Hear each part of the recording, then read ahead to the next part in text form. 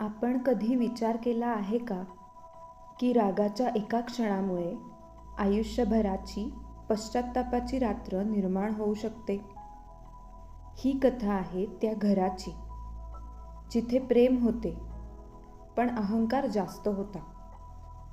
ही कथा तुम्हाला विचार करायला लावेल की आई वडिलांचे स्थान नेमके कुठे आहे. जर तुम्हाला अशा कथा मनाला भिडतात तर आत्ताच सबस्क्राईब करा, कारण पुढची कथा तुमचे आयुष्य बदलू शकते. आणि व्हिडिओ आवडला तर लाईक करा, जेणेकरून अशी प्रेरणादायी कथा तुम्ही कधीच चुकवणार नाही. नीता आणि सुरेश यांचे लग्न झाले तेव्हा सगळं सुरळीत होतं. घरात सुरेशची आई होती आणि तिच्या चेहऱ्यावर समाधान होतं.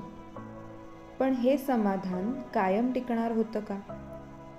बाळाच्या जन्मानंतर घरात आनंद वाढला, पण आनंदासोबत तणावही वाढत गेला, नाही का? नीता विचार करू लागली की सासूची जबाबदारी आता आपल्यावर का असावी. सुरेशला वाटत होते की आईने आयुष्य दिले, मग तिला वृद्धाश्रमात कसे पाठवायचे. दररोज किरकोळ वाद सुरू झाले आणि त्या वादांनी घरात शांतता गिळली नाही का? एका रात्री आवाज इतका वाढला की लहान बाळही घाबरून रडू लागले. आई शांतपणे सगळं ऐकत होती, पण तिच्या मनात काय चाललं होतं हे कोणाला कळलं का? सुरेशचे 2 भाऊ होते आणि संपत्तीचे प्रश्न आधीपासूनच धगधगत होते. आईच्या नावावर असलेली जमीन आणि घर हेच का वादाचे मूळ होते. भावांनी आपापसात हिस्सा वाटून घेतला तेव्हा आईचे स्थान नेमके कुठे राहिले? आईला विचारले गेले का की तिला काय हवे आहे? नीता म्हणाली की लहान बाळ आणि नोकरी दोन्ही सांभाळताना वृद्धांची सेवा कठीण आहे. ती चुकीची होती का? सुरेश मनात तुटत होता, पण समाजाच्या दबावाखाली तो गप्प बसला नाही का? शेवटी ठरले की आईला वृद्धाश्रमात ठेवले जाईल. पण तो निर्णय योग्य होता का? आईने काहीच विरोध केला नाही. तिचे मौन हे सहमती होते का की त्याग? वृद्धाश्रमात पहिल्या दिवशी आईने मागे वळून पाहिले.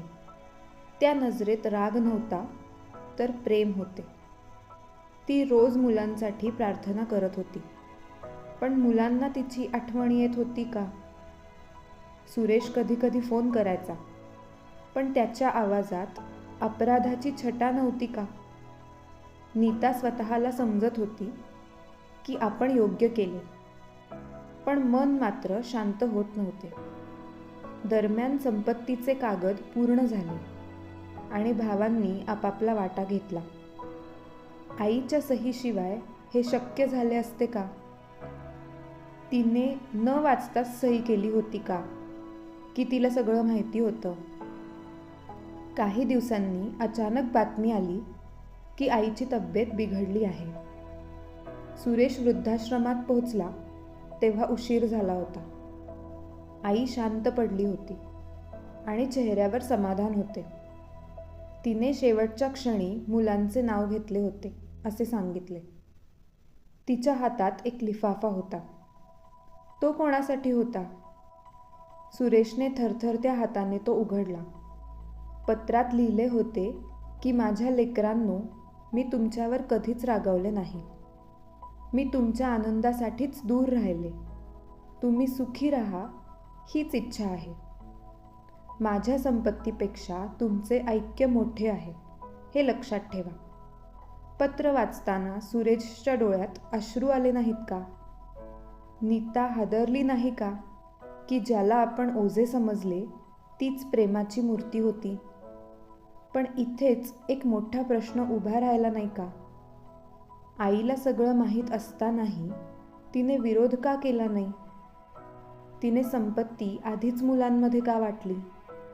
आणि त्या सही मागे काही गुपित तर नव्हते? सुरेशने पुन्हा कागद तपासले. तेव्हा त्याला एक नवा दस्तऐवज सापडला. त्या दस्तऐवजात काय लिहिले होते?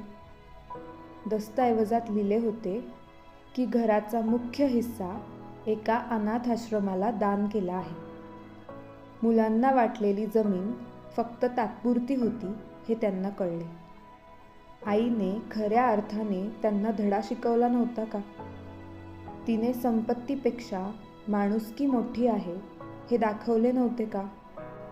सुरेशच्या मनात वादळ उठले आणि त्याने स्वतःला प्रश्न विचारला, आपण आईला दूर करून काय मिळवले?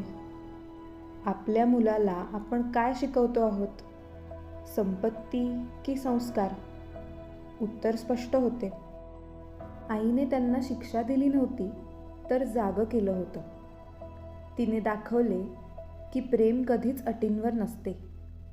तिने शेवटपर्यंत आशीर्वाद दिले आणि राग नाही ठेवला. सुरेश आणि नीता वृद्धाश्रमात जाऊन इतर वृद्धांची सेवा करू लागले. त्यांनी अनाथाश्रमात जाऊन मुलांना आधार दिला. त्यांना समजले की आईचा आशीर्वाद म्हणजे संपत्तीपेक्षा मोठा वारसा आहे.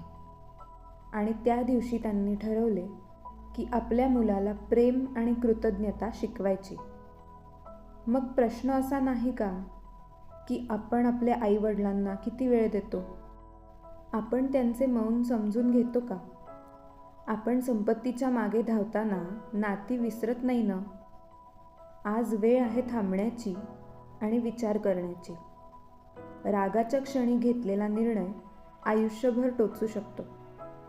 प्रेम दाखवायला उशीर करू नका, कारण वेळ थांबत नाही.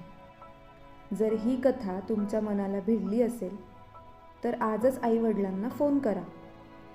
आणि अशीच प्रेरणादायी कथा ऐकण्यासाठी लाईक आणि सबस्क्राईब करायला विसरू नका.